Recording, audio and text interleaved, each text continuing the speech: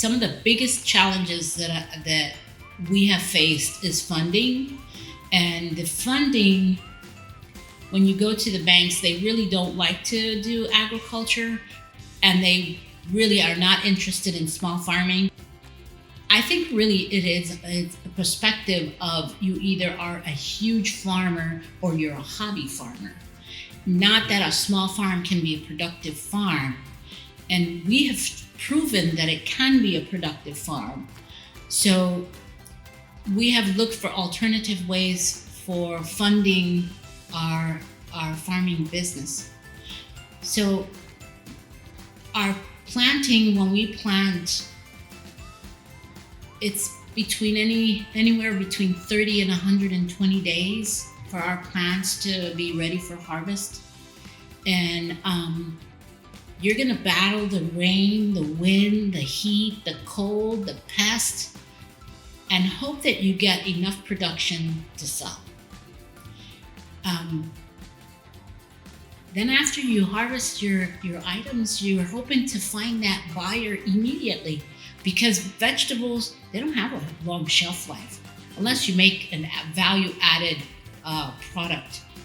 And we've learned how to do that too, so that we produce too much or we don't have a buyer for our product, and so we have to figure out what to do with it. But again, back to the challenges that we have, basically it's the environment and the funding. And the environment, well, you have to work with it. Nature is nature and you cannot control it.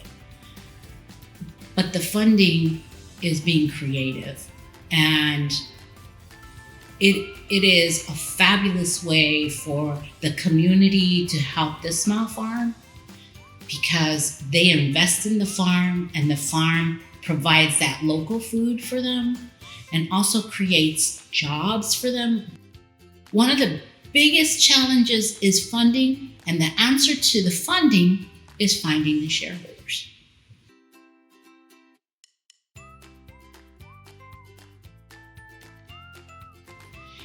If I'm making a plan to grow my vegetables to give you squash for in between October and November, I still have to know how much squash I want.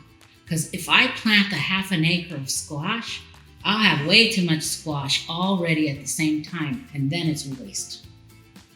If I have 150 members, and I know that I want to give each member from 1.5 to 2 pounds, and then I think about how many squash that plant's gonna give me, I'm gonna work on my math and my plans and where am I gonna put it and how many times do I need to plant this. And it's a lot more involved in our planting plan than someone just going out there and putting 10 plants there, and then when it's ready, they sell their squash. It doesn't work that way. We have to have squash that are ready, which takes 45 days. Then they start producing squash for about 3 weeks, and then they start dying down. But between there, we planted another bunch of squash, and then that squash will be ready in 45 days. And then we have squash for about 2 months in that time frame. So it's really a big plan that gets put together. So we make extra effort to make sure that we keep all the loss to a minimum so that we can keep their costs at the minimum possible, and helps us run the farm, helps us pay our staff, and even if something happens, we're still not going crazy because, we didn't lose a lot of money.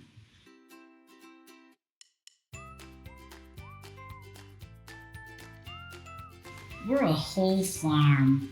And when I mean whole farm, I mean, we have the animals, the fruit trees, the grass for the animals, the vegetable production. We use, a holistic practice where everything is reused the best way possible.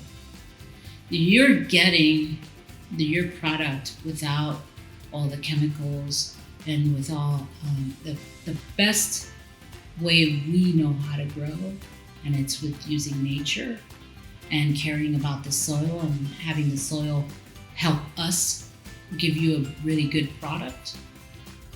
The animals that we have, they know us. They are not scared of us. We can call them and they come. They live a fabulous life before, it's a humane way. We do have to take them to get harvested to a processing, USDA. For right now, the rules and regulations say that they have to be processed. So that's the only stress that these animals go through, is from the time that we take them here to the processing plant.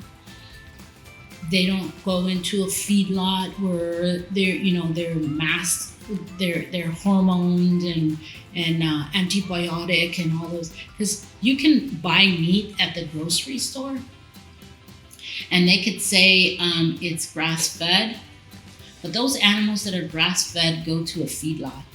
And when they go to the feedlot, they put antibiotics, hormones, they put all kinds of things in there. And yeah, they're grass-fed, but they're also everything else too.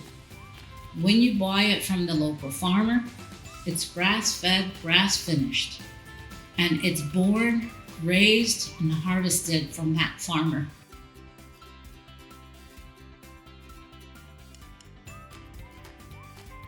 So, follow us. Don't forget. Subscribe and be part of the farm. And join us.